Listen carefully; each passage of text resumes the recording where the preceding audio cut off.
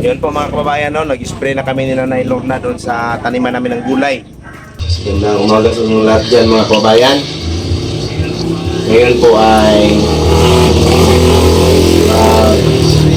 spray tayo mga kababayan ng herbicide doon sa lote nila Nanay Lorna na binahayan. Doon sa nabahay ni Nanay Lorna, no? Ilan pa nga?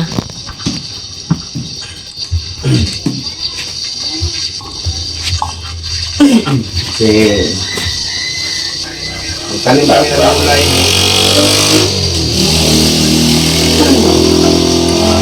Para yan sa ano? Tanim kami ng gulay mga kabayan para sa pagdating ng araw meron tayong maulan. Para yan sa gulayan nila ni Nanay Lorna. Tutulungan nila Sir Onyot. Ano yan? Pang spray ba?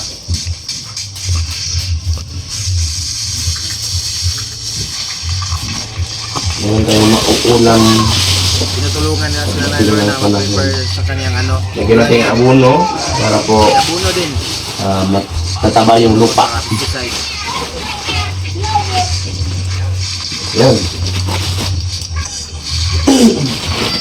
Ngayon, lagyan natin ng tubig mga kabayan. Pwede kayo mga kabayan sa handa po.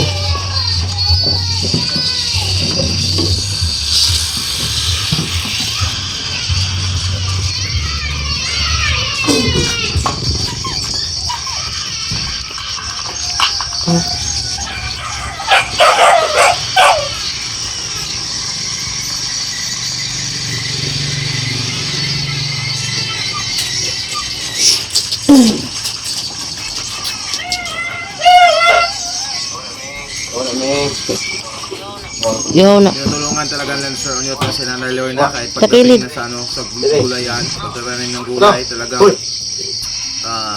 ginagabayan lang si Nanay. Kahit pa paano ba? Pesticide, abuno, di ba? Mas maparami yung bunga ng mga ano, tanim ni Nanay na gulay. Bunga ba yan? Gulay nga.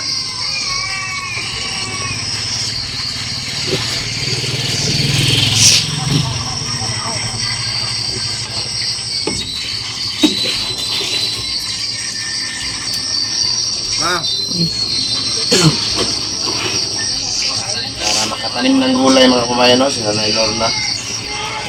Para healthy yung mauulam. Pagdating ng araw, hindi na yung mga ready-made.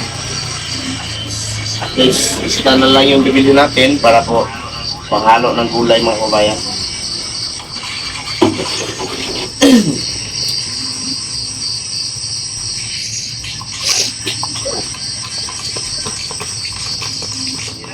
Hindi naman problema ng ulam kasi andyan na sa gilid.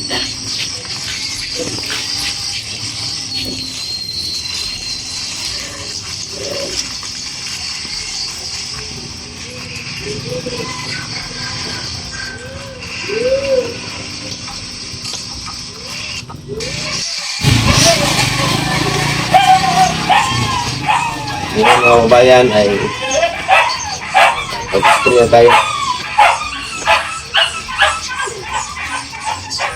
Spray tayo doon kay Nanay Lorna. Para sa gulayan ni Nanay Lorna mga kabayan. Iya, sir. Ha? Ito pa ko anong lalab. So, dirita mga esposa boss.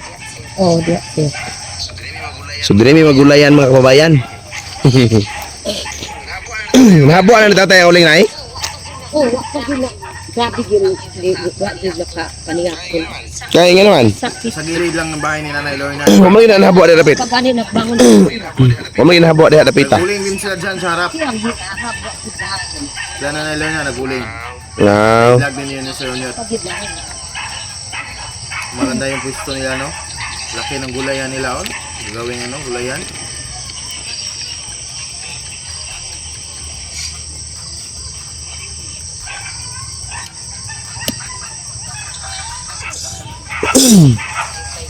At least, ulam ni Nanay Lorna, di ba? Nasa gilid lang.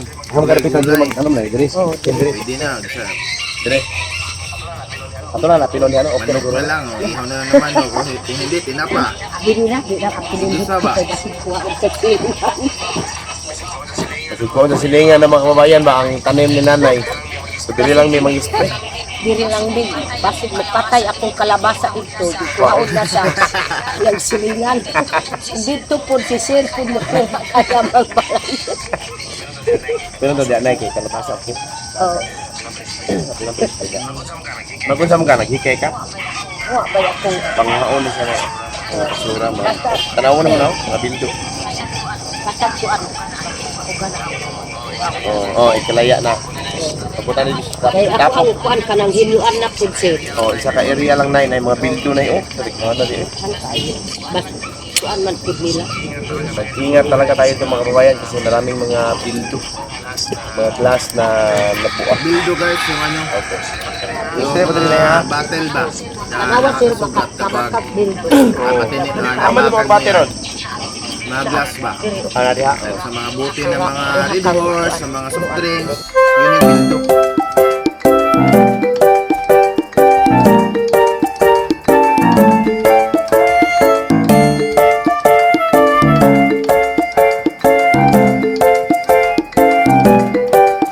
Forward ko guys ah.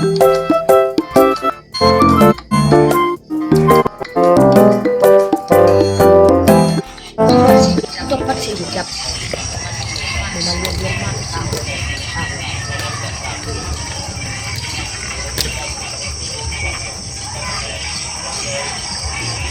Yung spray pala ngayon ni Sir Onyot, ano pala siya, pampatay ng mga damo. Ito aso.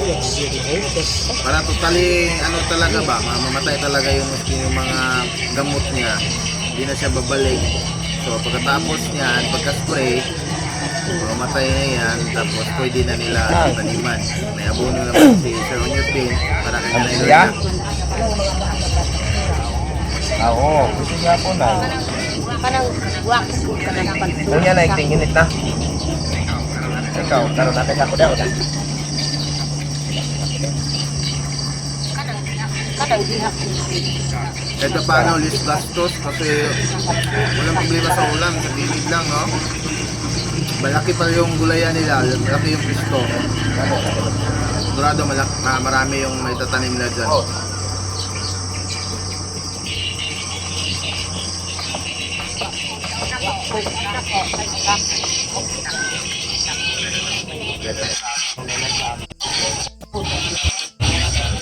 Dahil lug.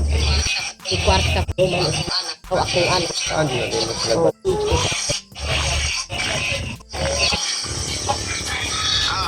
Ah! Ayun po mga kababayan, no, nag-spray na kami ni Nanay Lorna doon sa taniman namin ng gulay. Para po mayroon kaming maluto gawing ulam pagdating ng araw. So muna po yung project sunod na no? Maggulayan ta o. para itong panudan. Ay kay na anak nanay si Milia po di hatag ni Ma'am Ma'am Aya.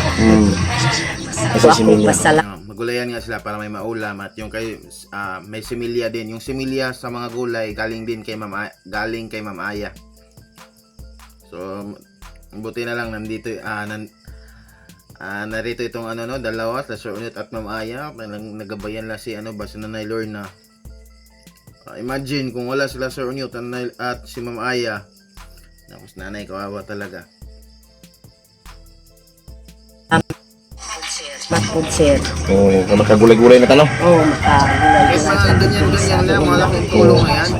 Sa tayo sultan. So hanggang dito lang yung video namin mga kababayan. Maraming salamat sa inyong lahat. Kahit ganyan-ganyan lang, malaking tulong yan guys. Yung pag